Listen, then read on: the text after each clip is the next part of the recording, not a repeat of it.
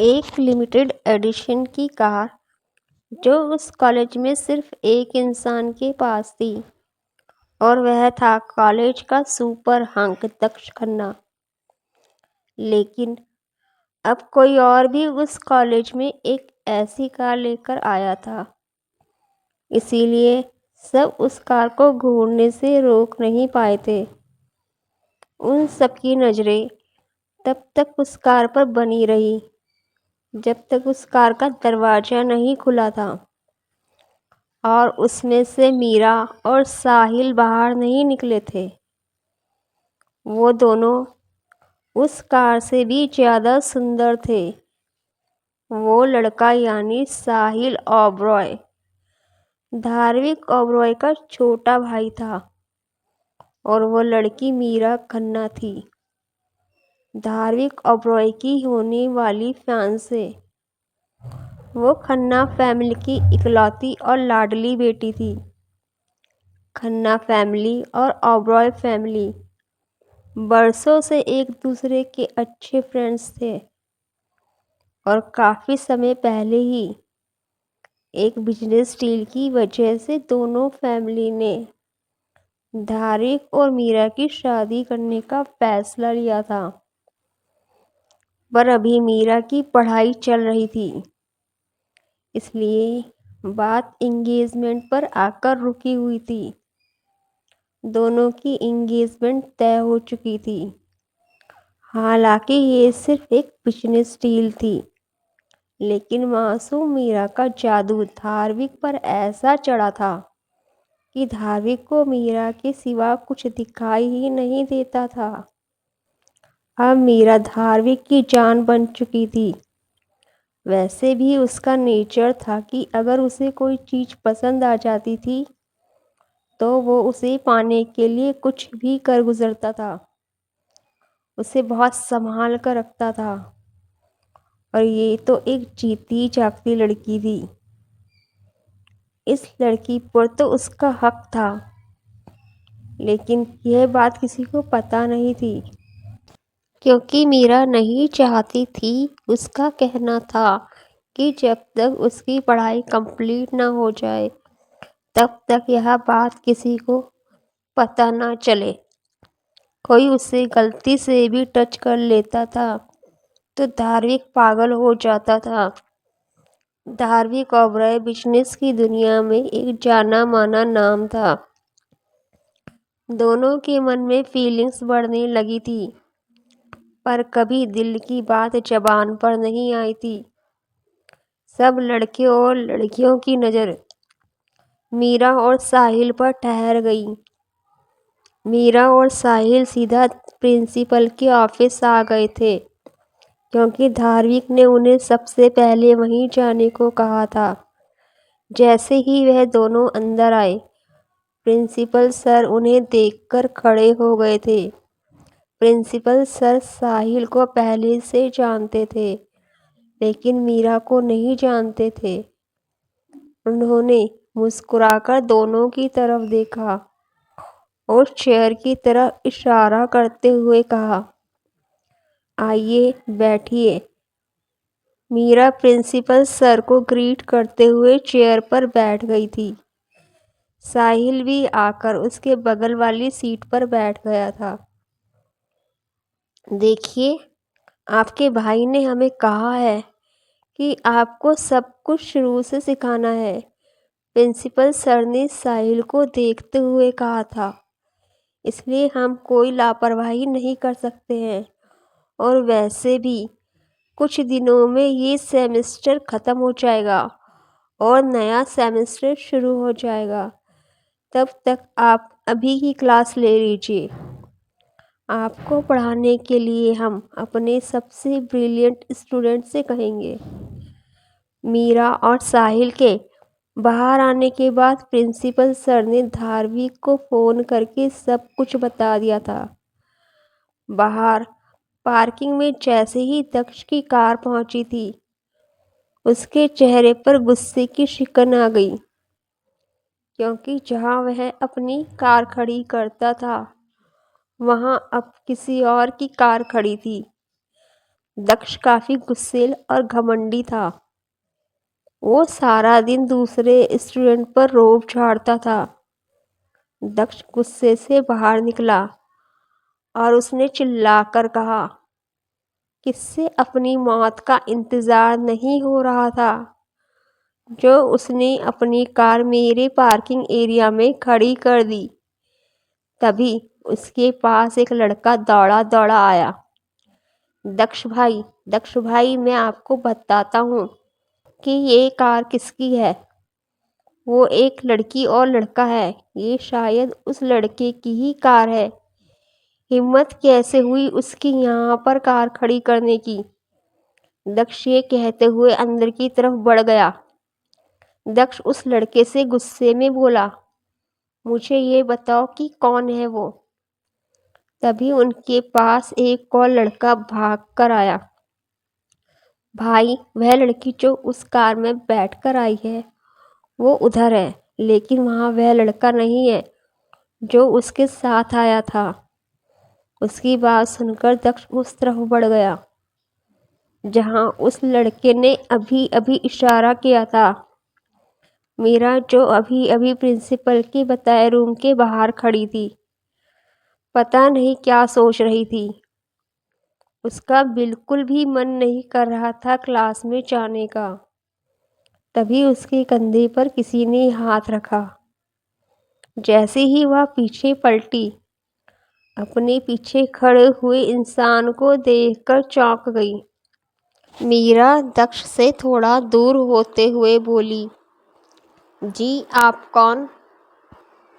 उसके सामने खड़ा हुआ दक्ष, जो अभी तक बहुत गुस्से में उबल रहा था, जैसे ही उसने मीरा के खूबसूरत मासूम चेहरे को देखा, उसका गुस्सा एकदम छूमंतर हो गया। मीरा को समझ में नहीं आ रहा था कि सामने खड़ा लड़का आखिर उससे क्या चाहता है। और वहीं दक्ष मीरा को देखकर उसमें खो सा गया था। मीरा के कंधे पर एक बैकपैक था और हाथ में मोबाइल। उसने वाइट कलर के टॉप के साथ पिंक कलर की स्कर्ट पहनी हुई थी। छोटा सा गोल चेहरा, गुलाबी होठ, काली बड़ी बड़ी आंखें। उसके लंबे बाल खुले हुए थे जो हवा में हल्के हल्के उड़ रहे थे, और जब वह बात कर रही थी तो उसके सफ़ेद चेरी जैसे दांत चमक रहे थे। उसके चेहरे पर ढेर सारी मासूमियत थी। दक्ष ने आज तक बहुत सी खूबसूरत लड़कियां देखी थी, लेकिन आज से पहले इतनी खूबसूरत मासूम लड़की नहीं देखी थी जिसने उसके दिल को पहली नज़र में ही अपने काबू में कर लिया था। मासूम मीरा ने अपनी बड़ी बड़ी आँखों से देखते हुए उसके चेहरे के सामने हाथ हिलाया था और कहा, हेलो मिस्टर, क्या हुआ? आप मेरी बात का जवाब क्यों नहीं दे रहे हैं? दक्ष एकदम से अपने ख्यालों से बाहर आया था और उसने कहा, दरअसल बात यह है कि पार्किंग एरिया में जहां आपने अपनी कार खड़ी की है, वह पार्किंग एरिया मेरा है और मैं चाहता हूं कि आप अपनी कार वहां से हटा लें। हम अपनी कार नहीं हटाएंगे। तुम्हें जो करना है वह कर लो। अचानक से वहां किसी की दमदार आवाज़ आई थी। सबने उस आवाज़ की दिशा में देखा तो वहां पर साहिल खड़ा हुआ था, जो एक कॉल का जवाब देने के लिए पीछे ही रुक गया था। साहिल चलकर वहां आया और मीरा के बगल में खड़ा हो गया था। दक्ष की आंखें एकदम से कठोर हो गई थी। उसे पता नहीं चल पा रहा था कि उसे गुस्सा इस बात पर आ रहा था कि साहिल ने अपनी कार हटाने से मना कर दिया है, या इस बात पर कि वह मीरा के पास खड़ा था। दक्ष भी गुस्से से आगे आ गया था। वह साहिल को अपनी उंगली दिखाते हुए बोला, क्योंकि मुझे अपनी बात रिपीट करने की बिल्कुल भी आदत नहीं है, इसलिए मैं लास्ट बार बोल रहा हूँ, समझे? उसकी आंखों में गुस्सा साफ साफ दिख रहा था। फिर साहिल भी कम नहीं था। वो मीरा के एकदम करीब आकर खड़ा हो गया। क्या कर लोगे तुम? क्या उस जगह पर तुम्हारा नाम लिखा है जहां मैंने अपनी कार खड़ी की हुई है? दोनों एक दूसरे की आंखों में गुस्से से देख रहे थे। तभी मीरा आगे आई और उसने साहिल का हाथ पकड़ते हुए कहा, भाई छोड़ो, आप किस बात पर लड़ाई करने बैठ गए हो? पीछे हटो भाई, हमें लड़ाई नहीं करनी है। हालांकि साहिल धार्मिक का भाई था, लेकिन मीरा बचपन से ही साहिल को भाई ही बोलती थी, क्योंकि उसे बचपन से आदत पड़ गई थी और साहिल भी उसे छोटी बहन की तरह ट्रीट करता था। जैसे ही दक्ष ने मीरा के मुंह से भाई शब्द सुना, उसकी आंखें चमक गई। उसका गुस्सा एकदम से कम हो गया, लेकिन वह साहिल से बिल्कुल भी दूर नहीं हुआ।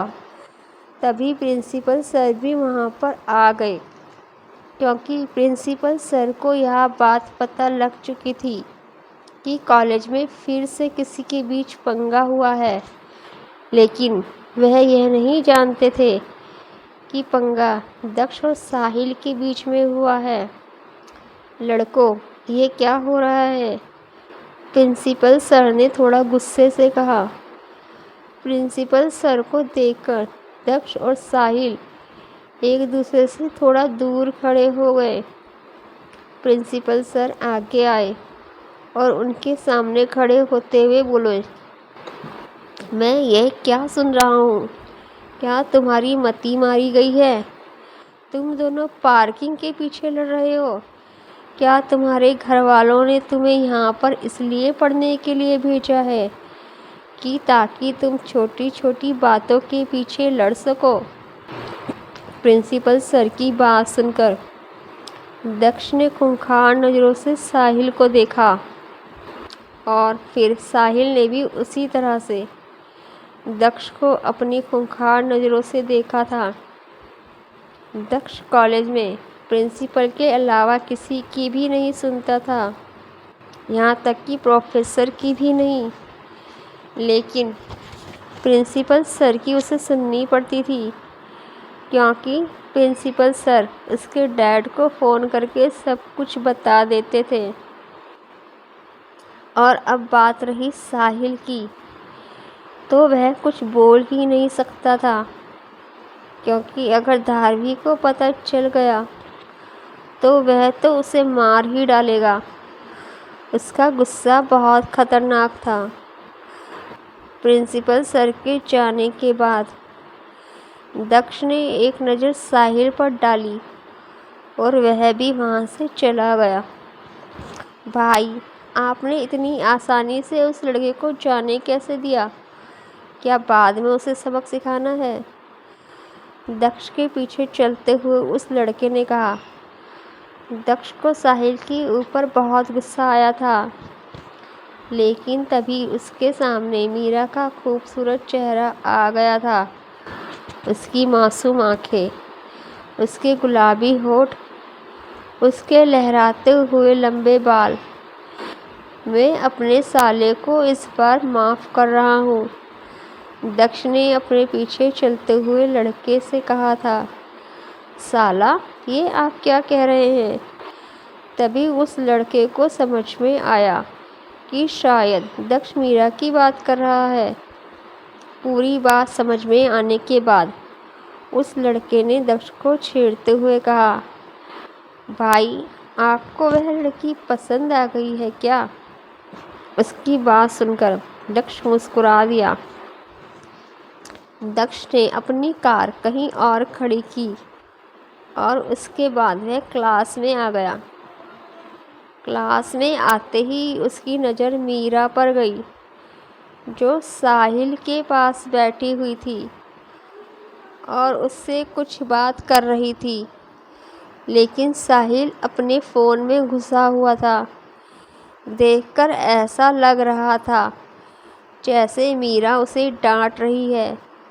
उसे देखकर दक्ष के चेहरे पर एक बड़ी सी मुस्कान आ गई।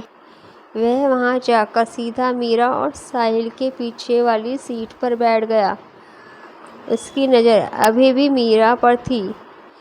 साहिल और मीरा ने उस पर ज़्यादा ध्यान नहीं दिया, लेकिन कुछ देर बाद जब साहिल की नज़र अपने पीछे बैठे हुए दक्ष पर गई, साहिल ने देखा कि दक्ष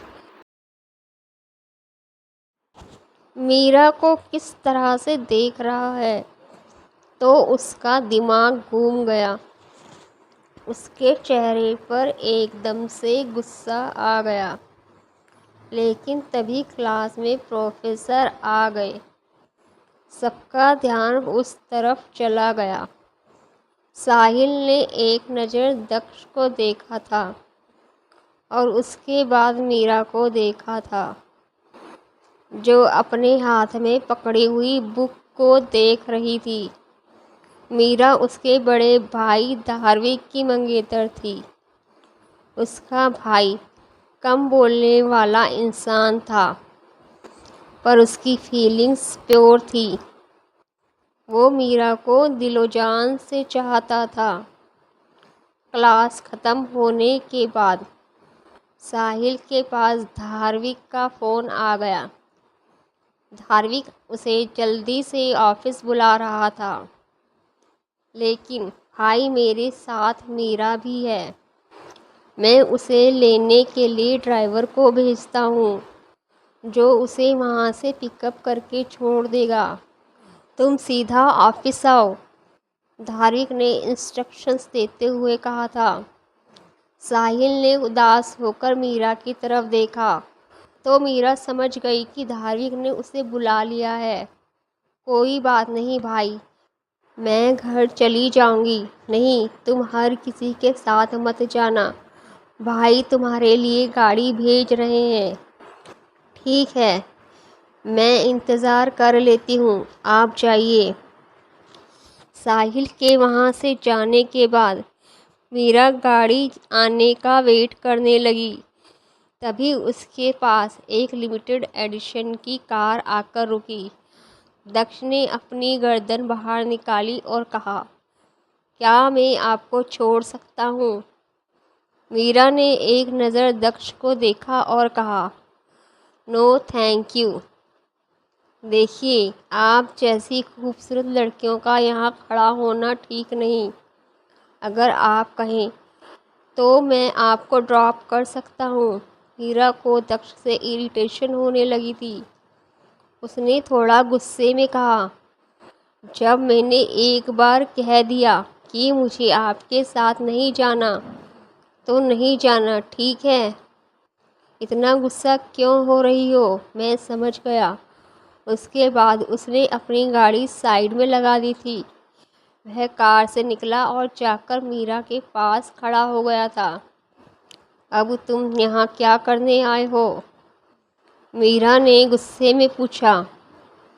मैं तुम्हें अकेले छोड़कर नहीं जा सकता था। डर लगता है कि किसी ने तुम्हें परेशान किया तो। अब मीरा को बहुत ज़्यादा गुस्सा आने लगा था। उसने गुस्से से अपने हाथ को बांधते हुए कहा, देखो, मुझे लगता है कि तुम कुछ ज़्यादा ही मेरी चिंता कर रहे हो। मेरे मंगेतर ने मेरे लिए कार भेज दी है। वह कार आती ही होगी। तुम जा सकते हो। मीरा की बात सुनकर भी दक्ष को कोई फ़र्क नहीं पड़ा। उसने अपनी जेब से एक गुलाब का फूल निकाला था और मीरा की तरफ बढ़ाते हुए कहा, ब्यूटीफुल गर्ल, क्या तुम मेरी गर्लफ्रेंड बनोगी? तुम यह क्या कह रहे हो? क्या तुम पागल हो गए हो? मेरी इंगेजमेंट हो चुकी है। मीरा ने वह फूल दक्ष के हाथों से खींचा और उसे सड़क पर फेंक दिया। दक्ष को फिर भी गुस्सा नहीं आया। उसे लगा कि मीरा उससे झूठ बोल रही है, क्योंकि लड़कियां अक्सर ऐसा बहाना बनाती है कि उनका मंगेतर है, बॉयफ्रेंड है, फलां फलां। बल्कि उससे तो मीरा पर और ज़्यादा प्यार आ रहा था। वो तो उससे इम्प्रेस हो गया था। उसके पीछे कॉलेज की सारी लड़कियां पागल थीं, लेकिन उसने कभी किसी लड़की को भाव नहीं दिया। लेकिन पता नहीं क्यों पर उसे मीरा से पहली नज़र में ही प्यार हो गया। अब उसे जिस लड़की से प्यार हुआ है वह इस तरह से उसे नखरे दिखा रही है। इस बात से ही दक्ष को भी काफ़ी मज़ा आने लगा। अब उसने ठान लिया था कि वह मीरा को किसी तरह अपना बनाकर ही रहेगा। मीरा को दक्ष के ऊपर बहुत ही गुस्सा आ रहा था, क्योंकि वो वहाँ से जाने का नाम नहीं ले रहा था। इस बार मीरा ने गुस्से से अपने पैर पटके और दक्ष से थोड़ी दूर जाकर खड़ी हो गई। दक्ष मुस्कुराया। वह जैसे ही उसके पास जाने वाला था, उसका फ़ोन बजा था। उसने देखा कि उसके डैड उसके फ़ोन कर रहे हैं। उसने वह फ़ोन तो नहीं उठाया, लेकिन मीरा के पास जाकर बोला, मैं अभी जा रहा हूँ, मैं तुम्हारे जवाब का इंतज़ार करूँगा। मुझे पता है कि तुम मुझे अपना नंबर तो दोगी नहीं, लेकिन मैं तुमसे जल्दी ही कांटेक्ट करूँगा, यह मेरा वादा है तुमसे। मीरा ने उसकी बात को पूरी तरह से इग्नोर किया था, जैसे वह वहाँ हो ही नहीं। उसके बाद दक्ष वहाँ से चला गया था। उसके जाते ही मीरा के सामने एक शानदार लैम्बोर्गिनी आकर रुकी। जैसे ही धार्मिक कार से निकला, वो खुद ड्राइविंग करके आया था। उसके साथ उसके बॉडीगार्ड भी नहीं थे। वो मीरा के साथ टाइम स्पेंड करना चाहता था। जैसे ही उसकी नज़र मीरा पर पड़ी, जो कुछ ही दूरी पर खड़ी थी और अपनी घड़ी में बार बार टाइम देख रही थी, उसे देखकर धार्मिक का चेहरा खिल उठा था। वो चलकर मीरा के पास जाने लगा था। जैसे ही वह मीरा के पास पहुंचा था, किसी की आहट पाकर मीरा ने सोचा था कि दक्ष दोबारा से आ गया है। उसने गुस्से से उस तरफ देखा और बोली, तुम अभी तक गए नहीं। लेकिन जैसे ही उसने धार्मिक का चेहरा देखा था, वह रिलैक्स हो गई थी। ओह, ये तो आप हैं। सो सॉरी, मैंने सोचा था कि वो बेवकूफ़ लड़का फिर से आ गया है। कौन बेवकूफ़ लड़का? क्या तुम्हें कोई परेशान कर रहा था? धार्मिक ने थोड़ा गुस्से से मीरा से पूछा था। अगर कोई तुम्हें परेशान कर रहा है तो कल आकर मैं उसे मार सकता हूँ। नहीं नहीं, उसकी कोई ज़रूरत नहीं है, मीरा ने घबराकर कहा था। मीरा को मारपीट से काफ़ी ज़्यादा डर लगता था और वह नहीं चाहती थी कि धार्मिक उसके लिए लोगों से मारपीट करे, और वैसे भी उसे धार्मिक के गुस्से से बहुत डर लगता था। मीरा ने कुछ सोचते हुए धार्मिक की तरफ देखा था, लेकिन उसे यह समझ में नहीं आ रहा था कि धार्मिक एकदम से वहाँ कैसे आ गया था।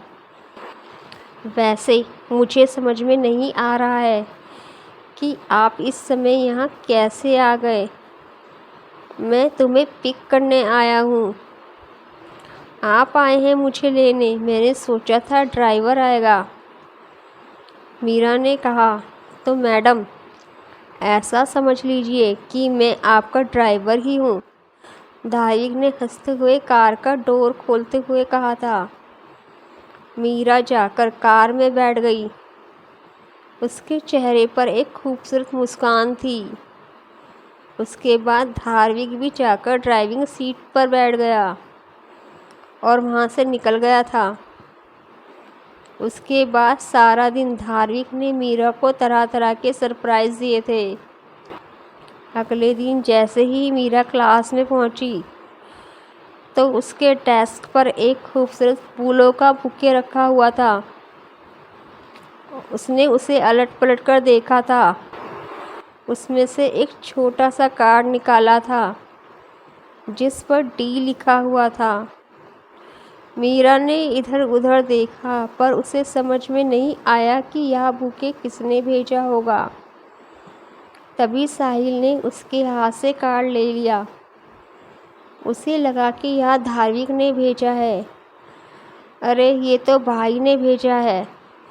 देखो भाई के नाम का फर्स्ट अल्फ़ाबेट डी भी लिखा है। तभी साहिल को कुछ दिन पहले की बात याद आई जब धार्मिक एक सेमिनार अटेंड करके लेट घर आया था। उसी वक्त साहिल भी बाहर से आ रहा था। साहिल ने धार्मिक से पूछा, भाई आपने कल के लिए क्या प्लान किया है? कल के लिए? धार्मिक ने सवालिया नज़रों से उसकी तरफ देखा। भाई प्लीज़ यह मत कहना कि आप कल का इम्पोर्टेंट दिन भूल गए। कल मीरू का बर्थडे है। ओह शिट, ये तो मेरे दिमाग से ही निकल गया था। उसने अपने माथे पर हाथ मारा। तभी उसके डैड भी आ गए। बेटा काम ज़रूरी है। मैं मानता हूँ कि तुम बहुत बिज़ी हो, लेकिन इसका यह मतलब नहीं कि तुम रिश्तों को अहमियत ना दो। मीरू को तुमसे बहुत उम्मीदें हैं और वह अभी भी बच्ची ही है। उन्होंने उसे समझाया। मैं काफ़ी दिनों से देख रहा हूँ कि तुम बहुत बिज़ी रहने लगे हो और मीरा को इग्नोर करते हो, उसे टाइम नहीं देते हो। वह बच्ची कुछ कहती नहीं है, लेकिन प्यार जताना बहुत ज़रूरी होता है, वरना हमसे प्यार करने वाले लोग हमसे दूर होने लगते हैं। उन्होंने कहा, हाँ भाई, और लड़कियों को तो थोड़ा ज़्यादा ही प्यार देना चाहिए, क्योंकि उन्हें हमसे छीनने वाले लव राइवल्स बहुत होते हैं। साहिल ने कहा था। उसके बाद वह मीरा को बिना पता लगे बहुत अटेंशन देने लगा था। इस समय दक्ष अपनी सीट पर बैठा हुआ सब देख रहा था। फिर अक्सर ही मीरा को खूबसूरत गिफ्ट मिलने लगे। मीरा को आज तक गिफ्ट भेजने वाले के बारे में कुछ पता नहीं था। उसे हमेशा यही लगता कि यह सब धार्मिक भेज रहा है। वो खुश थी कि धार्मिक को उसका ख्याल है। मीरा को इस बात का बिल्कुल अंदाज़ा नहीं था कि आगे क्या मुसीबत खड़ी होने वाली है। हेलो फ्रेंड्स, कमेंट करें, शेयर करें, लाइक करें। अगर आपने अब तक मेरे चैनल को सब्सक्राइब नहीं किया है तो कृपया बेल बटन दबाकर सब्सक्राइब कर लें। मैं ऐसे ही अच्छी अच्छी कहानियाँ आप लोगों के लिए लाती रहूँगी। धन्यवाद।